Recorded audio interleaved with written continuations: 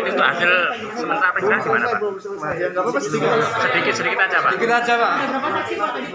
Ada berapa saksi Pak? Ya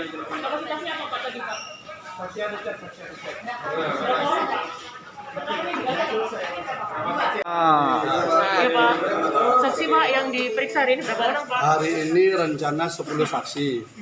Tadi sudah 5. Kapasitasnya Pak? Kapasitasnya 1 saksi yang ada di BAP yang tidak mau dihadirkan oleh JPU, kami coba perjuangan untuk hadir. Kemudian yang 4 saksi fakta yang tidak pernah diperiksa di penyidik. Jadi saksi fakta adalah saksi yang melihat, mendengar dan mengalami peristiwa yang diceritakan itu.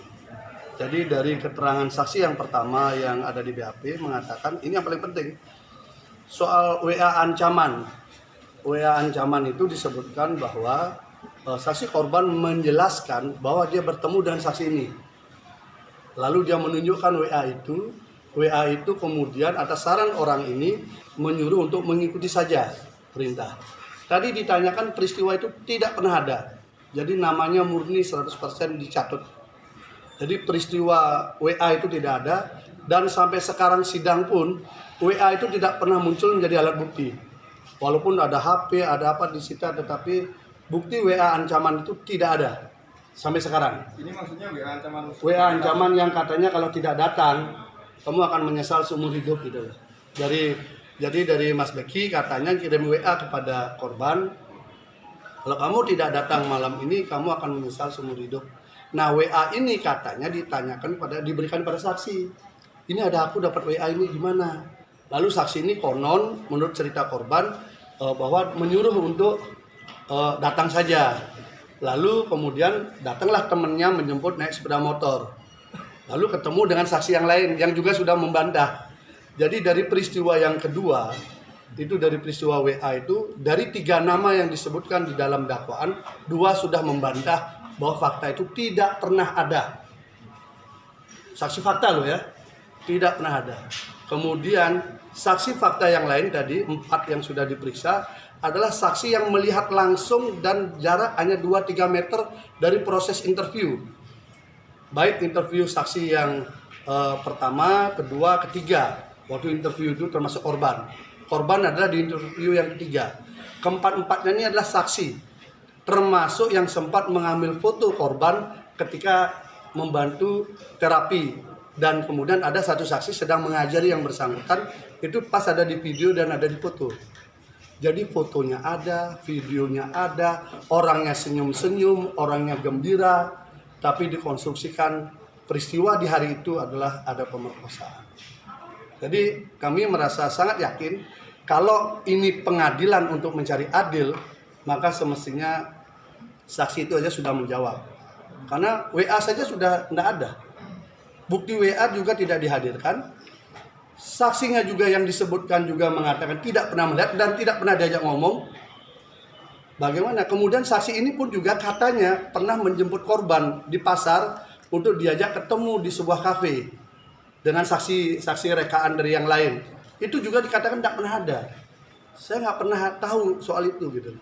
Jadi betul-betul namanya dicatut dalam proses peristiwa itu.